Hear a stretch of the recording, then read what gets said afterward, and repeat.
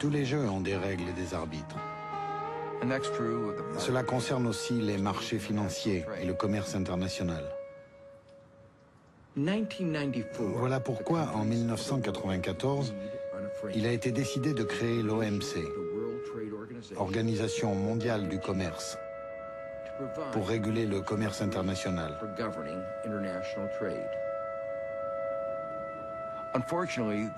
Malheureusement, ces règles n'ont pas été établies pour promouvoir le développement des pays les plus pauvres. Ce n'est pas une surprise.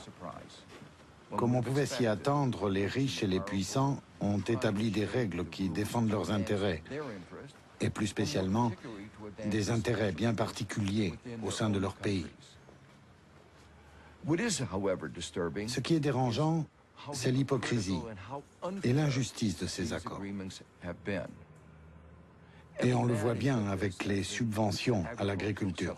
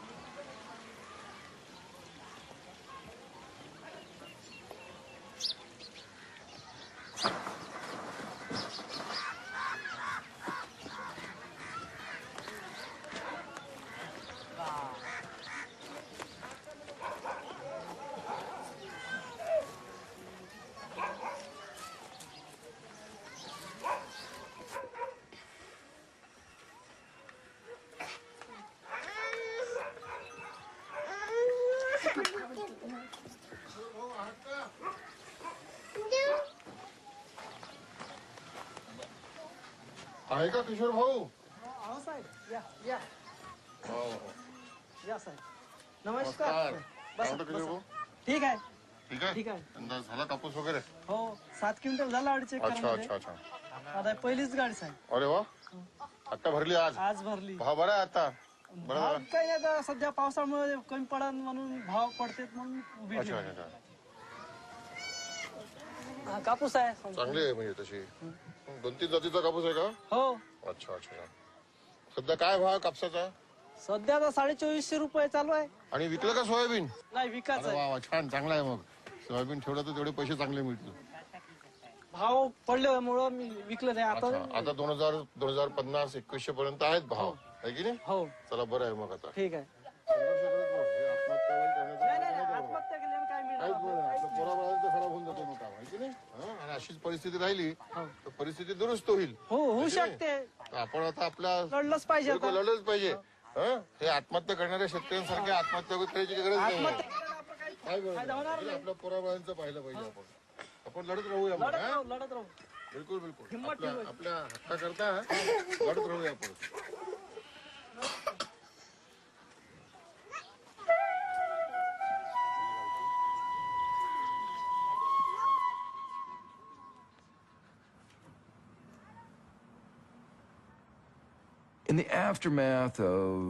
À la suite de l'opposition générale à ces nouveaux accords commerciaux, il y a eu une réunion à Doha en novembre 2001 pour établir de nouvelles règles plus équitables pour les pays en développement. Une table ronde pour le développement. Mais les États-Unis et l'Europe ont trahi leurs promesses. Les pays émergents ont alors refusé de s'y rallier, préférant l'immobilisme à un autre accord mal équilibré. En réponse au blocage de ces pourparlers, les États-Unis ont développé des accords bilatéraux de libre-échange.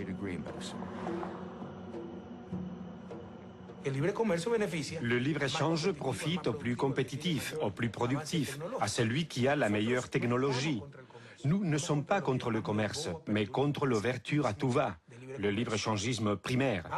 Nous allons commercer pour notre développement, mais un commerce juste et équitable qui bénéficie aux deux partenaires, Mais attention à cette idéologie déguisée en science qui prétend que le libre-échange est toujours le plus efficace et le plus équitable. C'est faux. Mais en plus, ces traités de libre-échange qu'ont imposés les États-Unis, comme la NAFTA et CAFTA en Amérique centrale, en Colombie, au Pérou, les États-Unis négocient en répliquant partout la même chose. Ce n'était ni du libre-échange ni du commerce. Pour l'Équateur, on négociait 18 clauses, dont seulement 6 traités de libre-échange.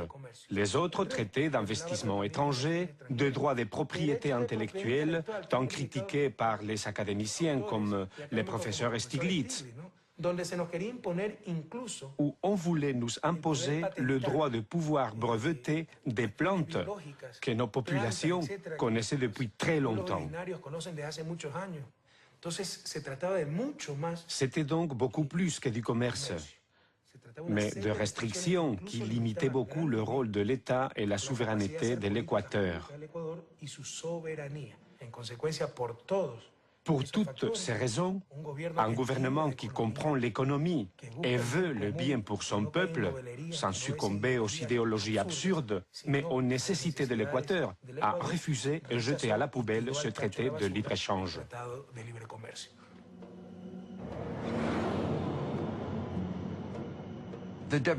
L'OMC doit changer.